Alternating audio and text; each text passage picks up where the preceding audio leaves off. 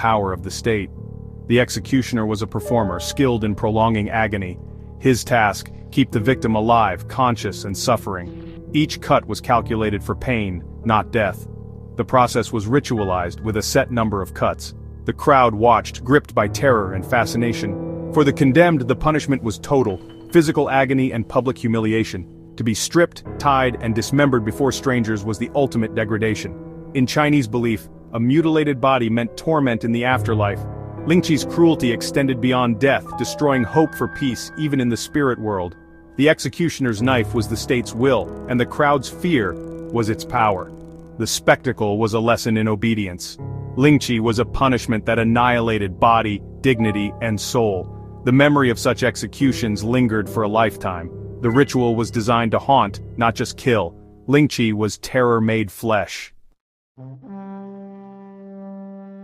Lingchi was a methodical ritual of pain. The condemned was brought to a public square, stripped and tied to a post. The executioner approached with sharp knives, ready to begin. The first cut signaled the start. There was no turning back. The executioner removed flesh in a specific order, keeping the victim alive as long as possible.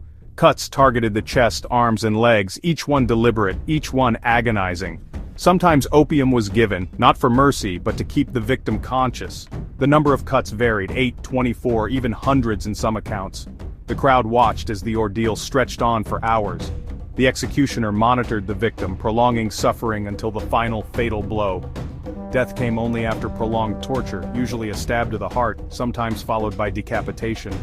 Dismembered body parts were displayed as a warning. The head might be placed on a pike for all to see. The ritual was state propaganda, demonstrating the emperor's absolute power.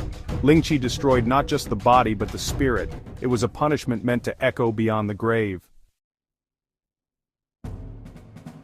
Lingchi's shadow stretched over China for nearly 1,000 years. Established around the 10th century, it became a fixture in the legal codes of successive dynasties. From the Liao to the Qing, slow slicing was a recognized form of capital punishment. Dynasties rose and fell, but Lingchi endured, a testament to the state's reliance on fear.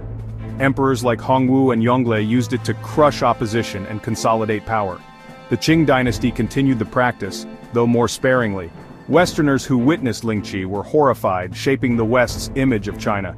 Lingchi was not an anomaly. It was central to imperial justice. The state's right to inflict such pain was rarely questioned. It was seen as necessary to uphold order and protect the throne. Lingchi's millennium-long existence reveals the power of tradition and organized cruelty. It was a system built on fear, not mercy.